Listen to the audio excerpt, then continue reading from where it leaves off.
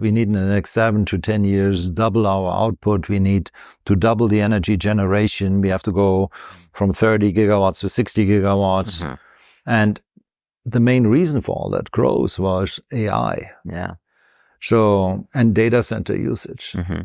Could you unpack a bit, kind of some of the red flags, maybe even warning signs, how the industry is evolving that presents opportunity for sure, but concerns you? For me, first of all, any disruption, any paradigm shift is good. It's an opportunity. Yeah. Every risk is an opportunity. So what is happening here right now is a tremendous opportunity, but it's also a threat. Yeah. So what surprised me at the UNC conference, which anybody who's listening, it's an amazing conference. You should participate. You learn a lot. We had several utility executives who talked about their energy forecast and resource plan.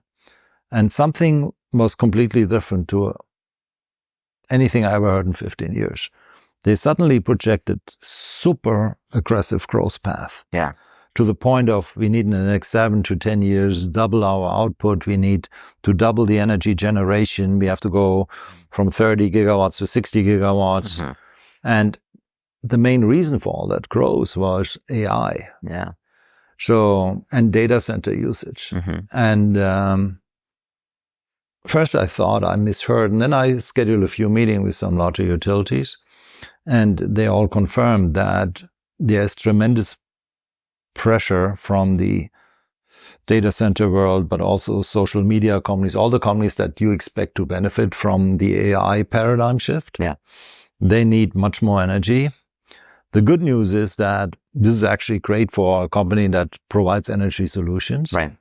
The not so good news is that the demand is so high that it's not going to be just solar, because there's no way we can address it, or storage or renewables. Right.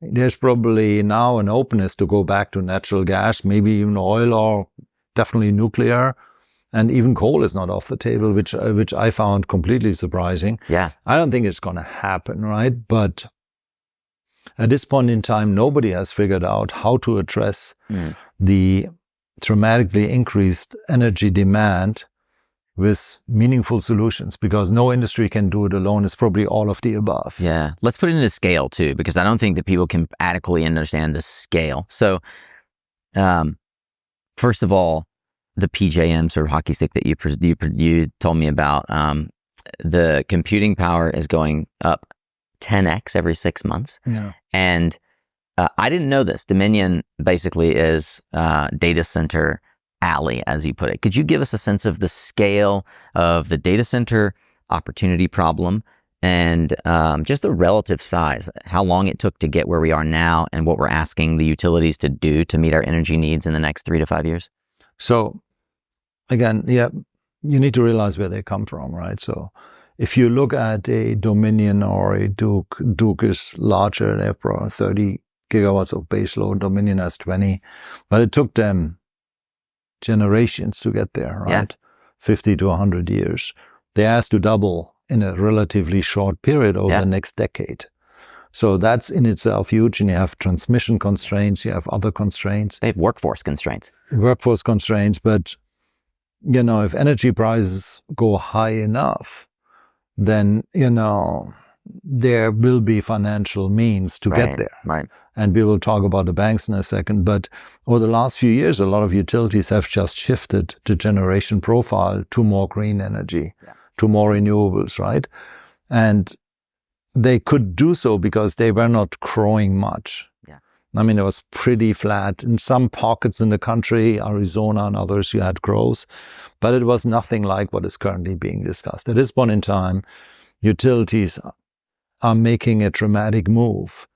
And I don't think they have much of a choice, because we also had meetings with some large investment banks who talked to us about, you know, data center companies approaching them directly, asking for behind the meter construction, because they feel the utilities might not be able to do everything on their own, because they have constraints, they have to run studies.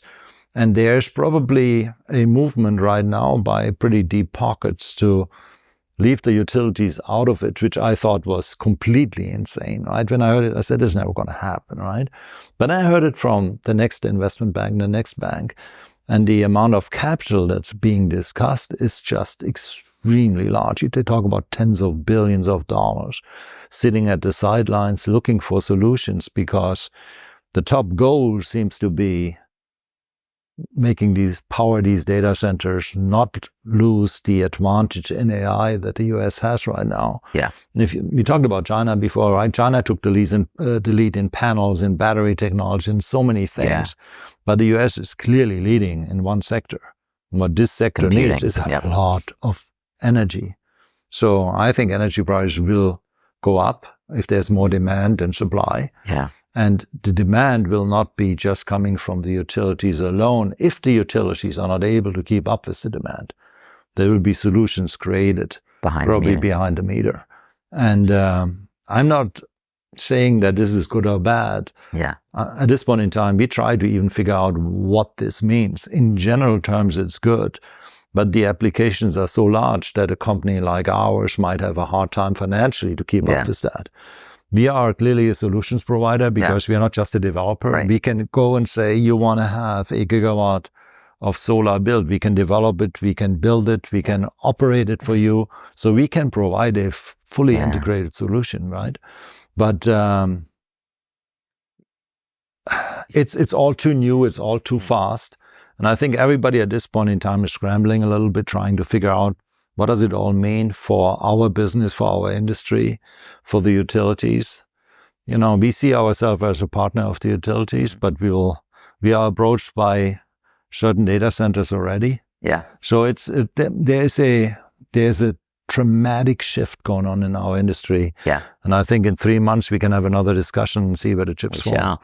I think it's telling when companies like Blackstone are saying, the current infrastructure just can't keep up with the growth. It for sure represents what you saw more than a decade ago, a paradigm shift that represents an entrepreneurial opportunity.